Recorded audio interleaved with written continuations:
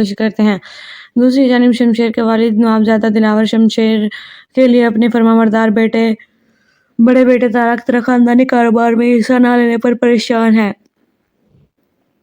شمشیر کی مالی طاقت کے ذریعے اکرم کو اس کے گھر سے پورے محلے کے سامنے گرفتار کر لیا جاتا ہے۔ مہک، ریحان اور احسن کے ساتھ اکرم کی ضمانت کروانے کے لیے پولیس اسٹیشن پہنچتی ہے، لیکن ان کی درخواست کو انسپکٹر نے ٹھکرا دیا جو شمشیر کا کوٹ پتلی ہے۔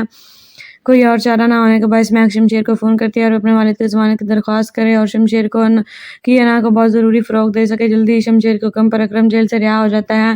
ناہید اکرم کو مہک اور احسن کی شادی کی تقریب جلد از جلد منعقد کرنے کا مشورہ دیتی ہے تاکہ وہ خود کو اس گندگی سے نکال سکے۔ تارا کی بیوی فروہ نے دلاور کو شمشیر کی لڑکی کے ناقص انتخاب کے بارے میں مطلع کیا اور دلاور نے فوراً اپنے بیٹے کو اپنی لیگ سے باہر کی لڑکی کی شادی کرنے کی اجازت دینے سے انکار کر دیا۔ شمشیر غیر اعلانیہ مہک کے گھر پہنچ جاتا ہے اور اکرم کو مہک کی شادی کے ساتھ اس کے ساتھ کرنے کے لیے ایک ہفتے کا الٹیمیٹم دیتا ہے، ورنہ وہ اسے اغوا کرنے سے پہلے دوبارہ نہیں سوچے گا۔ دلیپ احسن کو مہک سے دور رکھنے کا حکم دیتی ہے کیونکہ وہ نہیں چاہتی کہ اس کا بیٹا زندگی بھر مہک کی بدنامی کا بوجھ اٹھائے۔ شمشیر کی وارننگ سے گھبرا کر اکرم نے ریحان سے احسن اور مہک کی نکاح کی تقریب ایک دن کے اندر کرنے کی اپیل کی۔ ریحان اپنی بیٹی سے شادی کرنے کے لیے جلدی بازی کرنے سے ہچکچاتا ہے، لیکن احسن فوری راضی ہو جاتا ہے۔ احسن نے مہک کو اس لیے اپنی محبت کا احساس دلایا اور اسے یقین دلایا کہ وہ ان کے راستے میں آنے والی ہر چیز کا مقابلہ کرے گا۔ دلیپ اپنے فیصلے کے خلاف جانے پر ریحان پر دیوانہ وار اس طرح مہک کی شمشیر سے شادی کی خبر کو چوہے سے نکال دیتی ہے۔ شمشیر مشتعل ہو کر احسن کے گھر پہنچتا ہے اور اسے اغوا کر لیتا ہے۔ دلاور کو شمشیر کی حرکتوں کا پتہ چلتا ہے اور وہ تارا کو مہک سے جان چھڑانے کا حکم دیتا ہے۔ اپنے بھائی کا دکھ دیکھنے سے قاصر ریحان اکرم سے وعدہ کرتا ہے کہ وہ احسن کے واپس آتے ہی شادی کی تقریب جاری رکھے گا۔ شمشیر احسن کو آزاد کر دیتا ہے اور اس کی ہدایت کے مطابق احسن صرف مہک کو بتانے کے لیے گھر پہنچتا ہے کہ وہ اسے شادی نہیں کر سکتا۔ احسن کے اسے شادی سے انکار کرنے کے بعد مہک کا دل لاکھوں ٹکڑے ہو گئے۔ شمشیر نے مہک کو فون کر کے واضح کہا کہ اس کے پاس اس کی شادی کے علاوہ کوئی چارہ نہیں ہے، ورنہ وہ اسے حاصل کرنے کے لیے تمام حدیں پار کر دے گا۔ یہ سوچ کر کہ مہک کے خاندان کو شمشیر کی دولت میں دلچسپی ہے، دلاور اپنی بیوی سے کہتا ہے کہ وہ مہک کے گھر والوں سے بات کرے اور انہیں پیسے دے کر خوش اسلوبی سے کام ختم کر دے۔ شمشیر کی والدہ فروہ کے ساتھ مہک کے گھر پہنچی۔ فروہ نے ذلت آمیز طریقے سے مہک کے والدین کو ایک خالی چیک دیا اور ان سے کہا کہ وہ شمشیر کا تعاقب ہمیشہ کے لیے بند کر دیں۔ اپنے والدین کے غمزدہ ہونے کو برداشت نہ کرنے سے قاصر مہک نے فروہ کے چہرے پر پانی کا گلاس پھینکا اور اسے فوری طور پر جانے کے لیے کہا۔ فروہ نے غصے میں اور شدت میں اپنا بدلہ لینا چاہتی ہے، لہذا وہ شمشیر کی نظر میں مہک اور اس کے خاندان کو برے طور پر پیش کرتی ہے۔ دریاسنا اکرم نے اپنے خاندان کے ساتھ کچھ دنوں کے لیے شہر چھوڑنے کا فیصلہ کیا۔ ہیلو گائز، کیسے ہیں آپ سب؟ امید ہے سب خوش ہوں گے اور خیریت سے ہوں گے۔ تو ویورز، آج کی اس ویڈیو میں ہم آپ کے ساتھ شیئر کرنے جا رہے ہیں ڈرامہ سیریل کیسی تیری خود غرضی کے ایپیسوڈ نمبر 7 میں کیا ہونے والا ہے۔ تو آپ لوگوں نے دیکھا ہوگا کہ ڈرامہ سیریل کیسی تیری خود غرضی بہت ہی زبردست ڈرامہ ہے، سپر ہٹ ہونے والا ڈرامہ ہے اور بہت سے لوگوں کے دلوں میں گھر کر چکا ہے۔ آپ لوگوں نے یہ بھی دیکھا ہوگا کہ یوٹیوب پر اس کے کتنے ویورز ہیں، ملینز کی تعداد میں لوگ اس کو دیکھتے ہیں، اور ویسے بھی یہ کوئی خاص بات نہیں ہے۔ دانش تیمور کے تمام ڈرامہ جو ہیں وہ اسی طرح سے ہٹ ہوتے ہیں۔ تو آپ لوگ اس کے ایپیسوڈ نمبر 7 میں دیکھیں گے کہ مہک رکشے میں یونیورسٹی جا رہی ہوتی ہے اور شمشیر وہاں سے اسے دیکھ لیتا ہے اور رکشے سے باہر نکلتا ہے اور اسے کہتا ہے کہ چلو میرے ساتھ گاڑی میں بیٹھو۔ جب وہ اس بات سے انکار کر دیتی ہے تو اسے زبردستی اپنی گاڑی میں بٹھا لیتا ہے اور اسے کہتا ہے کہ میری والدہ اور میری بھابھی تمہارے گھر پرپوزل لے کر گئی تھی اور تم نے ان کی بےعزتی کر کے انہیں گھر سے نکال دیا اور پرپوزل کو ریجیکٹ کر دیا، تم نے ایسا کیوں کیا؟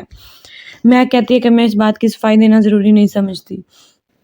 تو ویورز، یہ واقعہ ایک خوبصورت معصوم لڑکی مہک اور اس کی چھوٹی بہن ندا کے ساتھ شروع ہوتا ہے جو اپنے والد کے لیے سرپرائز برتھ ڈے پارٹی تیار کر رہی ہیں۔ ان کے والد ایک یونیورسٹی کے لیکچرار ہیں اور اپنی بیوی ناہید کو بہت پیار کرنے والے شوہر ہیں۔ مہک کی منگنی اپنی پھوپھی زاد بھائی احسن سے ہوئی جو اس کا پڑوسی بھی ہے۔ احسن کا والد ریحان ایک سرکاری اسپتال میں ڈاکٹر ہے اور اس کی ماں دلیپ ایک بدتمیز عورت ہے جو ہمیشہ اپنے شوہر کو مزید کمانے کا طعنہ دیتی ہے۔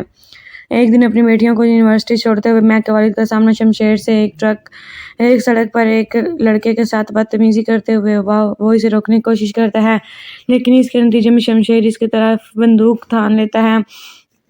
مہک جلدی سے اپنے والد کو واپس کھینچتی ہے تاکہ وہ باپ اڑا سکے۔ اسی وقت شمشیر خوبصورت مہک کو دیکھتا ہے اور فوری طور پر اسے محبت کرتا ہے۔ شمشیر ایک بدتمیز آدمی ہے اور ایک بااثر کرپٹ سیاستدان کا بیٹا ہے۔ بعد میں وہ مہک کے بارے میں جاننے کے لیے اپنی تمام طاقتیں استعمال کرتا ہے اور آخرکار اسے ملنے کے لیے گھر چلا جاتا ہے۔ शमशेर अपने वालिद अकरम से मैक का हाथ मांगने के लिए पूरे ज़ोर शोर से मैक के घर पहुंचा और अकरम ने फ़ौरन इनकार कर दिया और शमशेर से कहा कि वो मोहल्ले में इनकी इज़्ज़त को मजरूह ना करे, लेकिन शमशेर इनकी तरफ कान लगाता है और मैक को धमकी देता है अगर वो इस तजवीज़ पर राज़ी ना होते हुए ये जानकर कि शमशेर ने मैक के घर बाहर तमाशा बना रखा है। हसन गुस्से से भड़क उठा और शमशेर को पुलिस में रिपोर्ट करने का मशवरा देता है, लेकिन अकरम इसके खिलाफ मशवरा देता है। अंदलीब ने मैक पर शमशेर के साथ माजी की रफ़ाकत का इल्ज़ाम लगाने की कोशिश की। शमशेर अकरम और मैक की ज़िंदगी को मुश्किल बना देता है। सबसे पहले वो अकरम की यूनिवर्सिटी को अतिया का चेक भी भेजता है ताकि वो इसे खरीद सके। बाद में वो मैक से मिलने यूनिवर्सिटी में दाखिल होता है और इन लड़कियों को मारता है जो मैक इससे बचाने की कोशिश करते हैं। दूसरी जानिब शमशेर के वालिद नवाबजादा दिलावर शमशेर के लिए अपने फरमाबरदार बड़े बेटे तारा की तरह खानदानी कारोबार में हिस्सा ना लेने पर परेशान है। शमशेर की माली ताकत के जरिए अकरम को इसके घर से पूरे मोहल्ले के सामने गिरफ्तार कर लिया जाता है। मैक, रेहान और एहसन के साथ अकरम की जमानत करवाने के लिए पुलिस स्टेशन पहुंचते हैं, लेकिन इनकी दरख्वास्त को इंस्पेक्टर ने ठुकरा दिया जो शमशेर का कोटपुतली है।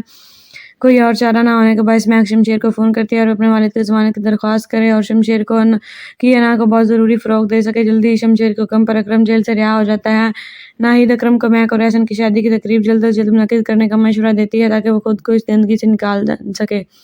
तारा की बीवी फरवा ने दिलावर को शमशेर की लड़की के नाक़िस इंतखाब के बारे में मुतलिया किया और दिलावर ने फ़ौरन अपने बेटे को अपनी लीग से बाहर की लड़की की शादी करने की इजाज़त देने से इनकार कर दिया। शमशेर घर लानिया मैक के घर पहुंच जाता है और अकरम को मैक की शादी के साथ इसके साथ करने के लिए एक हफ्ते का अल्टीमेटम देता है, वरना वो इसे अगवा करने से पहले दोबारा नहीं सोचेगा। अंदलीब एहसन को मैक से दूर रखने का हुक्म देती है क्योंकि वो नहीं चाहती कि इसका बेटा ज़िंदगी भर मैक की बदनामी का बोझ उठाए। शमशेर की वार्निंग से घबरा कर अकरम ने रेहान से एहसन और मैक की निकाह की तकरीब एक दिन के अंदर करने की अपील की। रेहान अपनी बेटी से शादी करने के लिए जल्दीबाजी करने से हिचकिचाता है, लेकिन एहसन फौरी राज़ी हो जाता है। एहसन ने मैक को इसलिए अपनी मोहब्बत का एहसास दिलाया और इसे यकीन दिलाया कि वो इनके रास्ते में आने वाली हर चीज़ का मुकाबला करेगा। अंदलीब अपने फैसले के खिलाफ जाने पर रेहान पर दीवाना वार इस तरह मैक की शमशेर से शादी की खबर को चूहे से निकाल देती है।